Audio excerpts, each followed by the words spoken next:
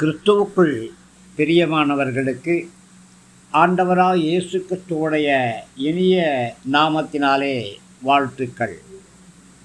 பிரியமானவர்களே, கடன் இல்லாத வாழ்க்கை என்ற தலைப்பிலே தியானிக்கிறோம்.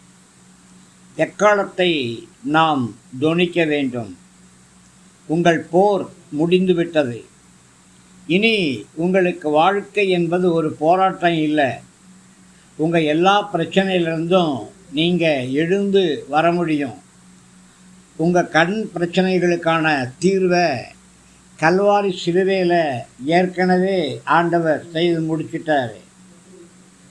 அன்று எக்கால சத்தத்தின் வழியாக ஆண்டவர் என்ன செஞ்சாரோ அதை இன்றைக்கு தன்னுடைய வார்த்தைகள் வழியாக உங்களுக்கு செய்கிறாரு. கர்த்தர் உங்களோடு பட்சமாக பேசுகிறாரு. உங்களுடைய போரெல்லாம் முடிஞ்சுதுன்னு சொல்கிறாரு. உங்கள் அக்கிரமங்கள்லாம் நிவர்த்தி ஆயிடுச்சு அப்படின்னு சொல்கிறாரு.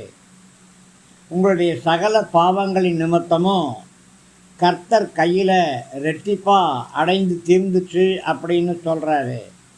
ஏசாயா 40:2 வழியாக இந்த வார்த்தைகளை கர்த்தர் உங்களுக்கு சொல்கிறாரு.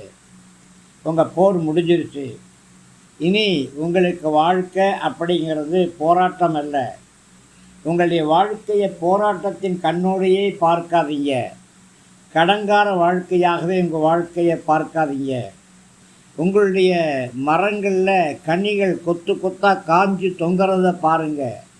அந்த கனிகளை விற்று நீங்கள் காசாக்க முடியும்.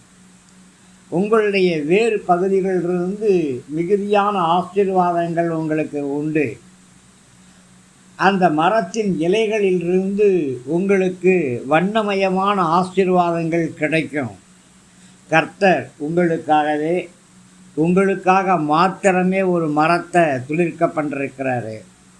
கர்த்தர் உங்களுக்காக மாத்திரமே அந்த வேர்களை உறுதிப்படுத்தியிருக்கிறாரு, தண்டுகளை உறுதிப்படுத்தியிருக்கிறாரு.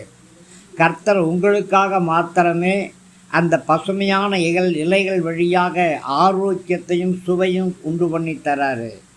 கர்த்தர் உங்களுக்காகவே அதன் பூக்களில் ஜீவ வாசனையை கொடுக்கிறாரு. கர்த்தர் உங்களுக்காகவே அதன் கனிகளை மதுரமாகவும் இனிமையாகவும் ஆசீர்வாதமாகவும் வைக்கிறாரு. நீங்கள் மதுரமான வாழ்க்கை, இனிமையான வாழ்க்கை, ஆசீர்வாதமான வாழ்க்கை வாழ ஆரம்பிச்சுட்டீங்க. 2026ஆம் ஆண்டு உங்களுக்கு அப்படித்தான் நடக்கும். உங்கள் போர் முடிஞ்சிருச்சுன்னு சொல்லுங்கள். கர்த்தர் ஆசீர்வதிப்பாராக. ஆமேன்.